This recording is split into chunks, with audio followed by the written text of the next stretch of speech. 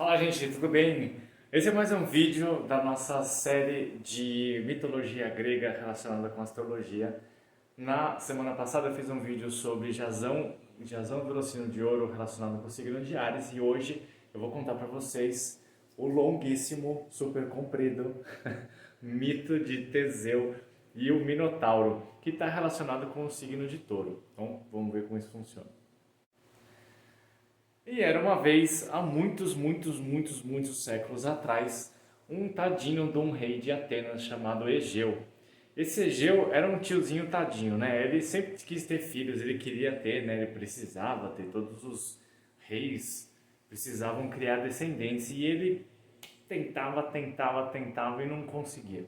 Teve várias esposas diferentes, né? Ele tentou em várias pessoas diferentes e nada de conseguir ter um filho. Aí ele já cansado de toda essa história, né? Cansado de tentar também, tadinho dele, né? Ele foi para Delfos fazer o quê? Fazer o quê? Fui lá tirar tarô, né? E descobrir e olhar as cartas lá, falar com o oráculo para ver o que estava acontecendo, qual que era a resposta que ele podia ter sobre aquele problema, porque afinal de contas, uma hora a vida dele ia acabar e o reino ia ser dividido, né? Ia ficar aquela bagunça lá. Você precisa ter um herdeiro. Então ele viajou até Delfos, que era longe para burro, para poder conversar com o oráculo e descobrir. Só que ele foi no oráculo de Apolo. E Apolo, né? Apolo é o deus Hélio, né? O do sol, da iluminação, aquela coisa toda. O oráculo de Apolo, ele não falava claramente as coisas. Ele sempre falava através de enigmas, ele não era muito claro. Então, na hora que o tiozinho lá, o Egeu, chegou lá e foi falar com o oráculo virou para ele e falou assim: não abra o odre até chegar em Atenas. Tá? E o que isso tem a ver com a minha história? E foi isso que ele soube, foi isso que ele ficou, que ele ouviu ali do cara. Ele não ouviu mais nada a respeito de nada. Ele saiu de lá com essa resposta. Pra quem não sabe o que é odre, é aquelas garrafinhas velhas, né, de barro, onde os caras colocavam o vinho, eles tampavam com um lacinho ali pra não vazar, que eu chamava odre. E aí é lógico, né? Eu tava lá o tiozinho o Egeu voltando pra casa naquela peregrinação, super caminhando, até que ele passou por uma cidadezinha que a gente já ouviu no outro vídeo, que é a cidade de Corinto. Sabe quem tava lá em Corinto? Tava, ó, se escafedendo de Corinto? Ela mesma, a Medeia, que aprontou aquele monte de coisa lá na história de Jasão. Ela tava fugindo de Corinto porque ela tinha acabado de matar, sabe-se lá quantas pessoas, e tava saindo de lá toda, meu, pra onde que eu vou, né? O que vai acontecer na minha vida agora? E apareceu esse cara que tava lá, né? Putz, e agora? O que que eu faço? E os dois se encontraram naquela beleza, né? Naquele momento de dor e tristeza dos dois. E aí eles começaram a conversar ali, e aí o cara contou pra Medeia o que estava rolando. Ele falou, não, pô, que eu sou rei, não tenho herdeiros, então não sei o que lá. Aí a Medeia, que lógico, né, a nossa querida Medeia, falou assim, pode deixar, eu vou dar um jeito, eu vou dar um jeito. Então a gente faz o seguinte, eu vou viajar com você, e quando a gente chegar em Atenas, eu vou te dar filhos. Não sei se ela falou que ela era mágica, aquela bruxa que ela fazia, eu não lembro que história que ela fez, mas que ela convenceu o Egeu a ir com ela, e aí eles foram junto para Atenas. E no caminho de volta, o nosso rei Egeu estava lá caminhando, ele falou, não, vamos fazer o seguinte, vamos parar numa cidade aqui do lado, que tem um parceiro meu lá que é rei também. Aí a gente fica lá bem acomodado, vamos aí? A Medea falou, beleza, vamos né, vamos aí. Realeza é com a gente mesmo. Então foi lá pro castelo, encontrou o rei, um rei que chamava Piteu. E esse Piteu super recebeu o Egeu, né? Falou, nossa, vem cá, vamos trocar uma ideia, vamos tomar um vinho aqui, não sei o que lá. E aí o Egeu foi lá, sentou com ele na mesa, começou as lamentações, né? Porque não consegue ter filho, porque as mulheres, porque aquela coisa toda, né? Aquele cara meio resmungando. Aí o Piteu, quando ele ouviu que o Egeu falou assim sobre não abrir o odre antes de chegar em Atenas, ele já se ligou e falou: aí tem coisa escondida dos deuses por trás. Egeu não entendeu, então provavelmente vai acontecer algum negócio. Então vamos fazer o seguinte: mandou trazer tudo que era vinho lá e embebedou Egeu, mas encharcou o tiozinho de vinho, mas deixou ele torto de bêbado. E aí esse Piteu tava pensando, ele falou, cara, como é que fala? Nossa, me fugiu a palavra agora. Essa profecia feita lá no oráculo de Apolo de alguma maneira deixa Egeu mais exposto. Tem alguma coisa ali que vai deixar ele mais vulnerável. Então eu vou aproveitar e vou fazer o seguinte. Chamou lá a filha dele, a mais gatinha, a mais bonitinha, falou: Ô Etra, vem aqui, chamava Etra, E-T-R-A, Etra. Falou: Etra, vem cá.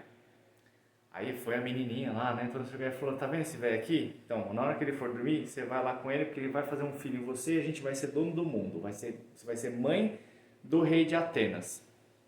E aí, a Etra, como muito obediente, foi lá para a cama do Egeu, que estava tão virado no vinho, mas estava tão virado que dormiu. Ele dormiu. E a Etra, sem saber o que fazer, pegou e dormiu também. Só que aconteceu, quando a Etra estava dormindo, apareceu a deusa Afrodite. Ela veio lá e deu uma cutucadinha na Etra e falou: levanta aí. Aí a Etra, assustada, né, levantou e olhou, e o Egeu tava lá babando na cama lá. A Etra falou assim, aí a Afrodite virou e falou assim: hoje de noite você vai sair do castelo e você vai até uma determinada ilha que ficava ali perto e você vai fazer um sacrifício para o deus Poseidon, que a gente encontra por aí como Poseidon e que de nome romano é Netuno. E aí, obviamente, como muito obediente, a Etra saiu de fininho do castelo naquela noite lá e foi até a tal da ilha para preparar para fazer o sacrifício para o tal do deus, né? Qual não foi a surpresa que o próprio Poseidon saiu dos mares? Todo deus grego, né? Todo com o abdômen de fora, com a tanguinha e o tridente, aquela coisa toda. A Etra olhou para aquele homenzão, né? E aí o Poseidon foi lá e engravidou a Etra. E ela voltou, depois que eles tiveram todo aquele momento maravilhoso, Deus do Olimpo ali, eles voltaram, ela voltou lá pro castelo e deitou na cama. E logo depois descobriram que ela estava grávida. E o que aconteceu? O nosso querido amigo Egeu ficou feliz da vida. Ele falou: nossa, consegui fazer um filho. Não sei como, eu não lembro, mas deve ter sido bom, né? Porque tá ali, tá acontecendo. E ó, só para fazer um parênteses, a gente já falou bastante coisa de touro até aqui, né? A gente já falou sobre o paladar, sobre a vontade de beber o vinho, né? A gente já falou sobre o namorinho, de ficar ali na cama gostoso. Ou pelo menos teria que ter sido desse jeito, né? E também falamos da deusa Afrodite, que é Vênus, com o nome romano, que é o planeta regente do signo de touro. E aí, depois que descobriram que a Etra estava grávida, o Egeu resolveu ficar lá na cidade de Trezena, que é onde o Piteu era rei e a Etra era a filha dele. E ficou lá durante a gravidez e depois que o filho nasceu, que foi batizado de Teseu, que é filho de Egeu, depois que ele nasceu, o Egeu resolveu voltar para Atenas, porque afinal de contas já fazia muito tempo que ele tinha saído, ele precisava voltar lá para governar, e tinha a Medeia ciscando por ali também, que ele precisava dar um jeito naquela mulher ali. Então o que ele fez? Ele juntou, ele pegou o Piteu e falou assim: ó, eu vou voltar para Atenas, só que você vai ficar aqui cuidando do Teseu. Porque é o seguinte, lá tem um monte de gente ciscando para querer o trono. Tem um monte de gente, um monte de gente falsa, um quer matar o outro, todo mundo quer o poder. Então eu não quero levar a criança para lá para não correr risco de vida. Então eu vou deixar ela aqui, como você é meu amigo. Você vai criar ele, você vai ensinar ele e quando ele for maduro o suficiente, forte o suficiente, você vai falar o seguinte para ele. Você vai revelar a identidade dele e você vai falar onde eu vou esconder a minha espada e as minhas sandálias de guerra. Eu vou esconder ele num lugar muito bem escondido. Quando ele for lá, se ele tiver força o suficiente para resgatar esses objetos, ele tem que se direcionar para Atena para ele poder receber, para ele poder governar no meu lugar, assumir o meu lugar no governo. E aqui tem três coisas interessantes da gente ver. A primeira delas é fazer um paralelo com a jornada do herói, com o mito do herói, né? Então, se a gente pensar em todos os filmes de super-herói, todos os super-heróis mais famosos, né? Pode ser Batman, Harry Potter, sabe, sei lá, pode pensar no que você quiser. A maioria dos super-heróis sempre foram, em algum momento, principalmente na infância, no nascimento, eles foram separados dos pais dos pais naturais e foram criados por outras entidades, por outras pessoas, né?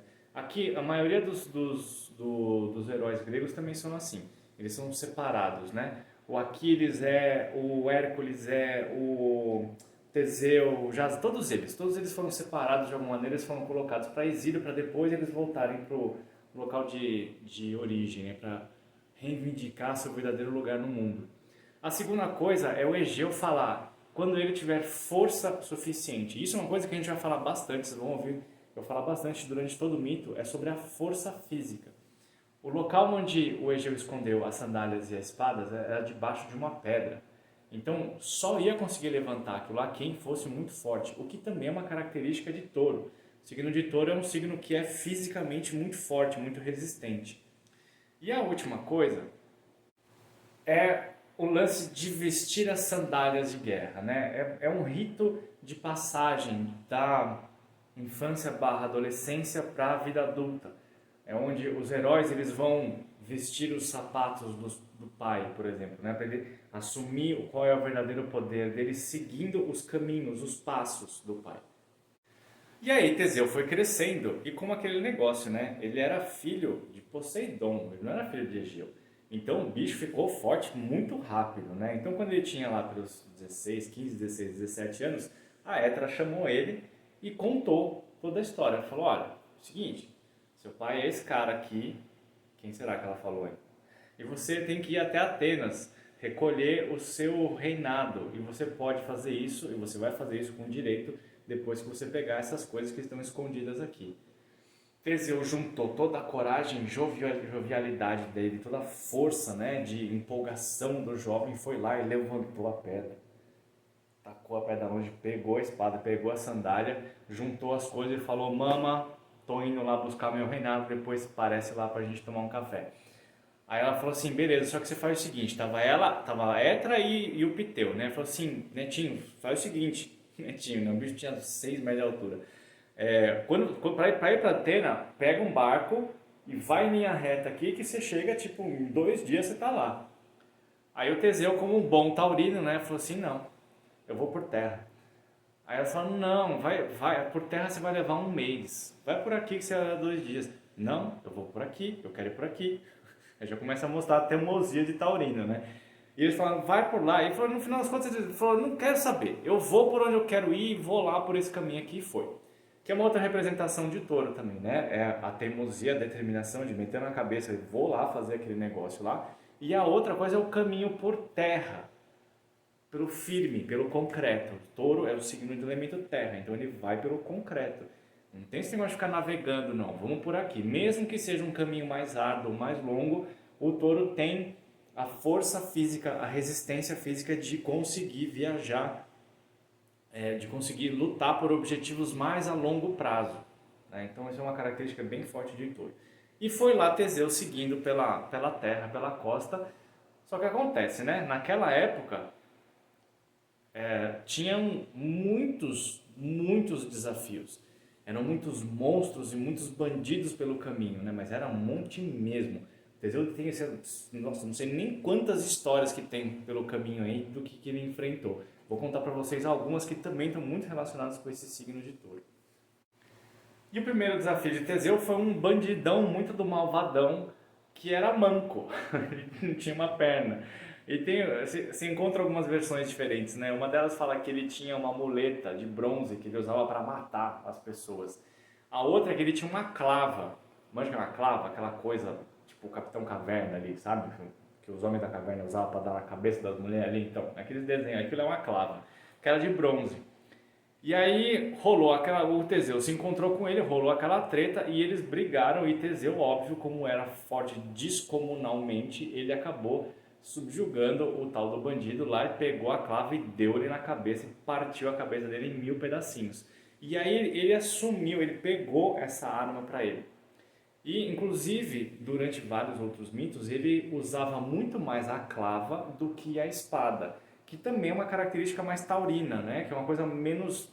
ela é mais robusta, ela é mais firme do que do que a delicadeza da espada, assim. A espada ela é mais precisa, o taurino é mais bruto. E aí foi lá Teseu andando com a clava na mão, tudo bem. Aí chegou lá e encontrou o segundo desafio, que era um gigante com músculos de aço. Oh. E ele falava, sabe o que ele fazia? A diversão desse gigante era matar as pessoas. Ele morava numa floresta de pinheiros, né?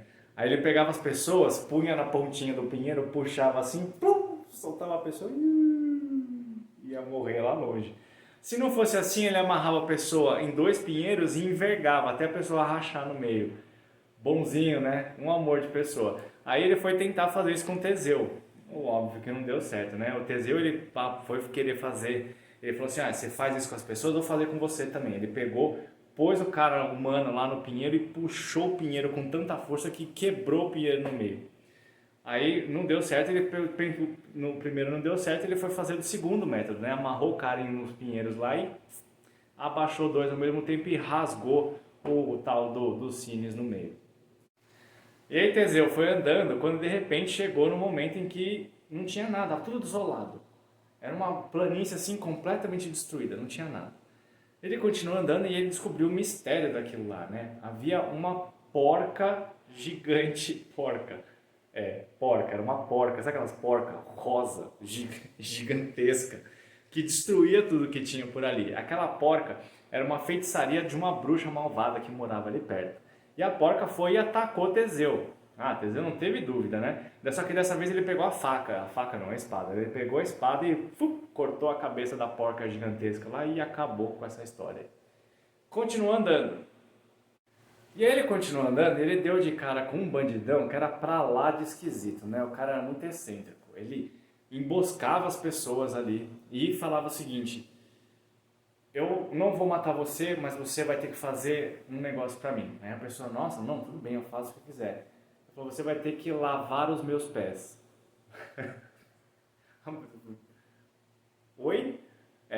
Ele obrigava as suas vítimas a lavar os pés deles antes dele matar elas e jogar elas do precipício e cair no mar lá embaixo, onde lá embaixo no mar os corpos das vítimas eram devorados por uma tartaruga gigante, mais um bicho gigante. É muito bicho gigante nessa história, né? E é interessante a gente ver isso, porque a coisa de ser gigante, tanto que a gente viu ali o primeiro bandidão lá, né, que ele era grande e forte, o segundo, o Sinis, que era o gigante com músculos de aço, depois teve a porca gigantesca e agora a tartaruga, mostra como o taurino, o signo de touro, ele tem características, dimensões maiores. São pessoas que têm uma complexão física mais forte, mais robusta, né? Então todo esse gigantismo desses inimigos e do próprio Teseu mostram como o corpo do taurino é sempre mais forte. E também fala muito sobre a natureza, né? Sobre andar pela natureza, sobre árvores, sobre animais.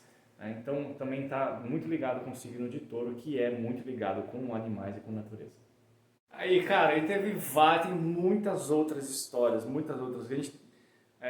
Esse lance de touro, né, do mito de Teseu, está relacionado com touro, é porque o signo de touro faz muitas tarefas, pode fazer uma empreitada durante muito, muito, muito, muito tempo. Então ele tem uma resistência física de fazer as coisas por mais tempo, né, sem se cansar. O mito de Teseu tem isso, tem várias lutas, tem muitas lutas durante muito tempo no mito, né? Vou falar de todas aqui, a gente vai ficar até amanhã. Mas enfim, ele foi passando por todos os desafios ali, foi destruindo todo mundo na porrada mesmo. E quando ele chegou lá em Atenas, ele estava completamente sujo, dos pés à cabeça, lavado de sangue, né? Só que aconteceu, à medida que ele ia libertando o litoral ali, a zona costeira, em direção a Atenas de todos esses bandidos, a notícia foi correndo. Então, quando ele chegou lá perto de Atenas, ele foi recebido pelos cidadãos lá que cuidaram dele. Eles purificaram o Teseu, chuchando ele no rio lá, lavando, né, tirando todo aquele sangue, cobriram ele com uma túnica branca, toda bonita, deram uma penteada na cabeleira dele e mandaram, depois que ele fez toda essa limpeza aí, ele continuou o seu caminho para Atenas. Só que ele ficou tão bonito, mas tão bonito, que os caras começaram a zoar com ele, que não sabiam quem era, né? Foi que passou na frente de uns pedreiros lá que começaram a tirar sarro com ele, né? Falar, tá tudo arrumadinho, né? O Teseu não teve dúvida. Pegou o primeiro carro de boi que tinha ali no caminho, pum, jogou em cima, matou todos os pedreiros que estavam zoando ele. E como a notícia foi se espalhando e já sabiam que ele estava lá em Atenas, o Egeu já estava sabendo do cara e sabia que ele estava se direcionando para lá. Só que fazia muitos e muitos anos que ele não via o Teseu e não fazia ideia de quem era que estava vindo ali. E ele estava preocupado. Ele falou, cara, um cara forte desse jeito que liberou todas as... arranjou briga pela costa inteira, vai chegar aqui e vai me tirar o trono. E ele estava confidenciando os medos dele para quem? Para quem? Para quem? É óbvio, para a esposa boazinha dele, a Medeia. Só que a Medeia ela é muito da ligeira, né? Então, quando ela começou a ver essas histórias, ela já se ligou que o negócio era que quem estava chegando era o Teseu. E aí ela falou para ele o seguinte, falou, ó, foi o seguinte, fica calmo, fica tranquilo. Quando esse matador aí chegar, você convida ele para um banquete que eu vou preparar o meu veneninho aqui. E aí você oferece uma taça para ele e pronto, tá resolvido. Ele bebe a taça e morre, a gente não tem mais derramamento de sangue e nem o seu reino vai ser, o nosso reino não vai ser ameaçado. Aí Egeu falou, você é esperto, hein? Nossa, vou usar a sua ideia, beleza. Aí fez o banquete pro Teseu lá, mandou chamar. Aí foi Teseu lá, né? Foi chegando, aquela roupa branca, né? Aquela cabeleira toda bonita. E ofereceram, colocaram a mesa para ele lá e ofereceram a taça de vinho envenenada, né? E o Teseu foi lá, pegou a taça de vinho e quando foi brindar o rei, ele pegou e puxou a espada do rei. Foi aí que Egeu se ligou, falou, nossa, filhão! E aí na hora que o Teseu foi beber, o velho saiu correndo, deu um tapão na mão da taça, não bebe isso, nossa, meu filho, que prazer ter você aqui, aquela coisa toda, se abraçaram, foi aquela choradeira e pronto. E aí, só que aconteceu, né? Na hora que Egeu viu que era Teseu, e ele ligou uma coisa com a outra, ele descobriu que Medeia sabia que era Teseu, e que ela que queria acabar com a vida dele. O que aconteceu com a Medeia? Foi chutada de novo de mais um reino, foi mandada para o exílio, saiu corrida de lá. E depois que eles conseguiram se livrar daquela sem vergonha da Medeia, os tempos não ficaram muito tranquilos para Teseu não. Porque lembra que eu falei lá no começo? Tinha um monte de gente que estava de olho no treino no trono do Egeu. Do Egeu. Egeu. É tudo muito eu não sei qual que é qual aqui. É Egeu, porra, é Egeu. Então o que aconteceu foi que depois que a Medeia foi embora, os caras lá, todos os outros disputadores do trono queriam matar Teseu. E Egeu avisou ele, né? Falou, meu, a gente precisa dar um jeito aqui porque a galera vai vir pra cima, né? E o Teseu falou assim, pode deixar. Os caras organizaram a briga lá e Teseu sentou além todo mundo e acabou com essa acabou com essa disputa toda e tava tudo resolvido lá. Então tava lá Teseu e Egeu super bem no trono, quando eles se depararam com o maior problema que eles tinham na época, que não era nem a Medeia, e olha que a Medeia era problema pra burro, hein? Não era nem a Medeia, não era nem os outros pretendentes ao trono. Era uma disputa com a ilha de Creta, que começou a acontecer muitos anos antes de Teseu aparecer. E assim foi feito. Durante anos seguidos, o pessoal de Creta ia lá buscar um monte de gente e ia levar lá para o sacrifício. E conforme foi passando o tempo, a galera de Atenas começou a ficar irritada com o rei, né? Ela falou assim, e aí, você não vai dar um fim nessa história? Quando chegou o Teseu e todo mundo viu a força dele, né? O heroísmo dele, o Egeu contou que estava acontecendo esse negócio. E aí ele falou assim, papi, pode dar um jeito que na próxima ilha de sacrifício eu vou e eu dou um jeito nesse Paranauê aí. Aí o Egeu falou, beleza, então tá bom, né? Então a gente vai levar desse jeito. E aí foi lá, escolheram as pessoas e o Teseu se voluntariou para ir lá para Minos. E chegou lá na ilha de Creta, tava todo mundo alinhadinho lá, bonitinho, aí veio o rei Minos falando, né, aquele discurso que vocês vão por causa disso, porque não sei o quê, porque a honra, aquela coisa, tava quase todo mundo cochilando. Quando chegou, estava todo o pessoal de Minos ali, e quando os olhos de Teseu pararam em uma pessoa, a maravilhosa, a linda, encantadora filha mais nova de Minos, a Ariadne, a princesa Ariadne, e os dois imediatamente se apaixonaram. E aqui é muito curioso, né? A gente pode fazer paralelos com outras duas coisas. O primeiro, a gente volta na jornada do herói, onde o herói sai do mundo normal e ele entra no mundo subterrâneo, ele vai entrar no mundo do desconhecido, que é o que Teseu está prestes a fazer, que é representado pelo subconsciente das pessoas, é onde as coisas se escondem, onde os nossos monstros se escondem. A gente já viu isso muito em caverna, né? A gente fala muito da caverna, a caverna onde está escondida, onde está o dragão que está escondido nosso maior tesouro. Nesse momento é o Teseu que vai entrar num labirinto subterrâneo onde existe um monstro. Só que para ele conseguir fazer esse momento de transição e vencer, ele não consegue fazer isso sozinho, ele precisa de ajuda. E aí é na Ariadne que ele encontra ajuda.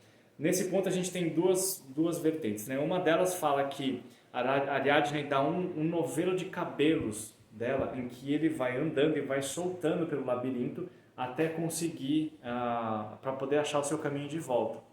A segunda é que ela dá uma tiara que é dado de Dionísio, do deus Dionísio, para Ariadne, que o Dionísio estava bem de olho na Ariadne, então ele deu essa tiarinha luminosa para ela como presente. E uma dessas histórias conta que ela deu essa tiara para o Teseu se iluminar pelo caminho ali.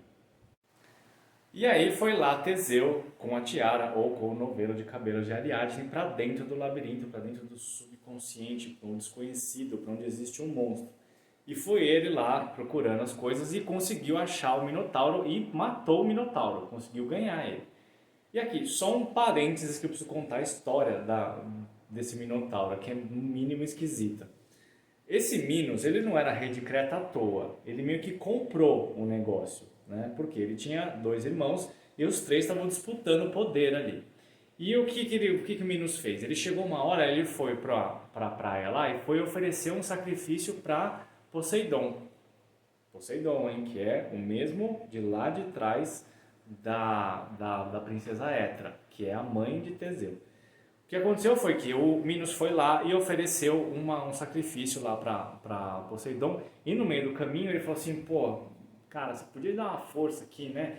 O único jeito de eu conseguir esse reinado aqui é se eu tivesse a prova dos deuses de que eles estão do meu lado. Então você podia mandar alguma coisa aqui para, né, convencer meus irmãos ali. E aí o Poseidon virou e falou assim, bom, eu posso fazer, eu vou criar um touro maravilhoso para você. Aí, touro de novo, hein? Aí ele falou assim, pô, da hora. Então eu falei o seguinte, manda esse touro pra mim e, cara, quando ele vier pra cá, eu mostro pros meus irmãos, eu pego o reino e eu sacrifico o touro de volta pra você. Aí Poseidon falou, bacana, demorou. Aí mandou um baita de um tourão branco maravilhoso, né? Ele saiu lá do mar e o Minos chegou cavalgando no touro, aquela maravilha toda lá. E aí colocaram Minos no trono lá sem mais discussões, né? Porque afinal de contas, se os deuses estavam do lado, quem somos nós para discutir, né? Aí colocaram ele no trono. Só que o Minos, ele era um pouquinho possessivo, ele gostava muito das coisas dele e ele ficou enlouquecido pelo touro, que era maravilhoso. Então, em vez de ele pegar e sacrificar aquele touro, ele mandou sacrificar qualquer umzinho lá e escondeu aquele para ele, né? Mais uma característica do signo de touro, que é a possessividade. Só que aconteceu, né? É Deus do Olimpo, não é bobo. Ele sabia, o Poseidon soube que o cara não sacrificou o touro certo. Aí ele falou, então eu vou dar um jeitinho, já que você tá de sacanagem, você acha que você pode me passar para trás? Você vai ver só. E aí essa parte aqui é no mínimo esquisita, né? O Poseidon, que estava muito louco da vida, ele fez com que a esposa de Minos, uma mulher que chamava Pasífae, se apaixonasse pelo touro. E ela queria o touro de qualquer jeito. E aí o que ela fez, né? Lógico, né? Ela ficou pensando, como que eu vou fazer para ser possuída pelo touro, né? Como que eu vou fazer? Aí ela tinha ali do lado dela um dos maiores gênios, né? Que era o Dédalo, que foi o cara que construiu o labirinto. E ele falou, Dédalo, é o seguinte, me dá um jeito que eu quero ser possuída por esse touro maravilhoso, o tourão. Aí o Dédalo falou, tá louca? Como assim? Ele falou, ou você faz ou eu mando cortar sua cabeça. Aí ele fez todo uma vaca lá, né? Ele fingiu que era uma vaca ali, a Pasífae entrou ali e o touro foi lá e consumou a relação dos dois. E desse momento nasceu uma criatura terrível, no qual o Minos quase teve um infarto, né? Que era metade homem, metade touro, o Minotauro. E aí pegou essa cria e tacou lá dentro. Inclusive o Dédalo criou o labirinto para esconder essa monstruosidade do mundo. Enfim, tacou lá, depois de muitos anos, o Teseu foi lá, acabou com a vida do Minotauro e por causa dos presentes de Ariadne, ele conseguiu sair do labirinto sem muito trabalho, trazendo todas as outras pessoas vivas com ele. Na hora que ele saiu já pronto para fugir, né? Porque ele sabia que ia ter treta ali. Ele pegou, é muito forte, né? Ele pegou e destruiu muitos navios de Creta para que não houvesse perseguição. Pegou Ariadne, ó, subiu no barco e dessa vez ele foi pelo mar, foi embora. E no meio do caminho ele parou na ilha de Naxos. E aí aconteceu um negócio muito esquisito. Mais um. Eles pararam para descansar, para dormir, né? Se alimentar, tudo bonitinho, antes de voltar e continuar o caminho lá para chegar em Atenas. O que aconteceu é que eles pegaram no sono e quando Teseu acordou, Ariadne tinha sumido. Sumiu. Desapareceu. Quando a gente vai estudar esses mitos, tem vários caminhos diferentes, né? Um deles fala que Teseu simplesmente largou Ariadne lá, que ele queria outra mulher e largou ela lá. Tem outra vertente dizendo que como Dionísio estava de olho na Ariadne durante muito tempo, quando ela saiu da proteção de Minos lá e ela estava, naquele momento ele foi lá e pegou ela e levou para o Olimpo. Seja qual for a história, no final das contas Ariadne casa com Dionísio e vai morar lá no Olimpo. Ele tem um monte de filhos e aquela beleza de história maravilhosa. Seja qual for a versão, Teseu continua o caminho de volta para Atenas sozinho e desolado. Eu gosto da versão que ele fica triste porque ela foi raptada e ele nunca mais viu o amor, o amor da vida dele. No caminho, eles pararam em um templo para consagrar uma estatueta que a Ariadne tinha feito para Teseu, que é uma estatueta de Afrodite, que é Vênus. Mais uma referência entre o mito e o signo de Touro. E aí o caminho foi se seguindo e Teseu ficou desolado, né? Porque ele estava completamente apaixonado pela Ariadne, pela maravilhosa princesa Ariadne, e ele ficou super, super triste, desolado. E ele esqueceu de um detalhezinho. Quando ele estava saindo de Atenas para ir para Minos, para ir para Creta, ele e o pai dele combinaram o seguinte, ó, você vai e você leva 2 conjuntos de velas para o seu barco. Um deles você vai é branco e a outra é preto. Se você conseguir voltar vitorioso de lá, você usa a vela branca. Se vocês voltarem derrotados, vocês usam a vela preta para a gente saber o que a gente vai fazer depois. Eles foram com a vela preta. Quando eles estavam voltando, o Teseu estava tão desolado com a sumiço do amor dele que ele esqueceu de trocar a vela. Esqueceu. E chegou lá com a vela preta. Aí o que aconteceu? O Egeu que estava lá roendo as unhas, né, sabendo que quando que vai voltar o filho dele, o filhão, que quantos anos eles ficaram sem se ver. Quando avistou de longe o barco com as velas pretas içadas, o coração dele ficou partido, tadinho, né? Ele passou tantos anos sem conseguir ter filhos. Quando tem filho, ele fica 2 dias com o filho, depois ele vai e morre. Caramba, né? Uma judiação. Mas ele ficou tão desolado que ele resolveu acabar com a própria vida, então ele pulou no mar que tinha ali na frente do castelo dele e morreu no mar, sabe? Ele caiu no mar de Egeu, o mar Egeu, viu? O mar Egeu, foi assim que foi criado o mar Egeu.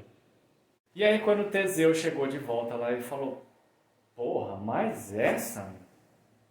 As histórias dos heróis sempre acabam mais ou menos desse jeito, né? Eles vão em busca de glória, passa lá sofrendo um monte de coisa e volta para casa com a vitória, mas fica lá meio com as mãos abanando, porque não tem muito significado essa vitória, né? Mas ele volta e ele é coroado rei de Atenas e nesse momento várias coisas vão se arrumando, né? Então no mito fala que ele consolida as regras, as condutas sociais, ele institui a moeda, olha que legal, também está relacionado com o touro, porque o touro está relacionado com o dinheiro, né? Ele arruma os valores das pessoas, da comunidade em si, fica tudo direitinho. Ele estabelece a democracia dentro de Atenas. E depois segue várias outras histórias ali, várias outras frustrações e brigas, são muitas, esse mito é muito, muito, muito comprido. Mas basta saber que depois vai passando o tempo, o Teseu foi ficando muito controlador, muito possessivo com as coisas. Ele virou praticamente um déspota, um tirano. E aí conseguiram de algum jeito frustrar os planos. Ah, não, e depois sabe o que acontece? Ele se casa com a irmã de Ariadne, que tinha vários, né? E tinha uma irmã chamada Fedra, que ele foi lá e casou com ela e tiveram filhos. Só que Teseu sempre tinha umas encrencas ali, né? Em determinado momento, um dos filhos deles morre num acidente e a Fedra ficou completamente desolada e aí a Mardita se enforca também e morre. Muita gente morrendo, é muito sofrimento. E aí o Teseu fica com uma baita de uma raiva da vida, né? Ele fica muito rancoroso e ele começa a odiar Atenas e ele simplesmente vai embora, desencana de Atenas, vai, deixa pra lá, vai embora. E ele vai se isolar, ele vai se exilar numa outra cidade, lá que ele tem um parente, alguma coisa assim, que é rei lá na cidade. E quando ele chega, esse cara aí, que já não é muito do bonzinho, ele começa a ficar desconfiado que Teseu quer pegar o trono dele, né? Aí ele fala assim, ô primo, vamos lá em cima, vamos ver ali a paisagem lá de cima do penhasco, né? Aí o Teseu falou, bom, beleza, vamos aí, né? E foi lá andando, caminhando, né? Quando chegaram na beiradinha, o primo falou assim, ó, cara, vai mais pertinho pra você ver como é que é bacana lá embaixo. Aí o Teseu chegou mais pertinho, o cara foi lá e empurrou o Teseu de lá de cima do penhasco e ele se estraçalhou e morreu. Legal, né? Não. Bom, olha só, esse mito está relacionado com praticamente todas as qualidades de touro, né? Os relacionamentos, a comida, a posse, a inveja, né? A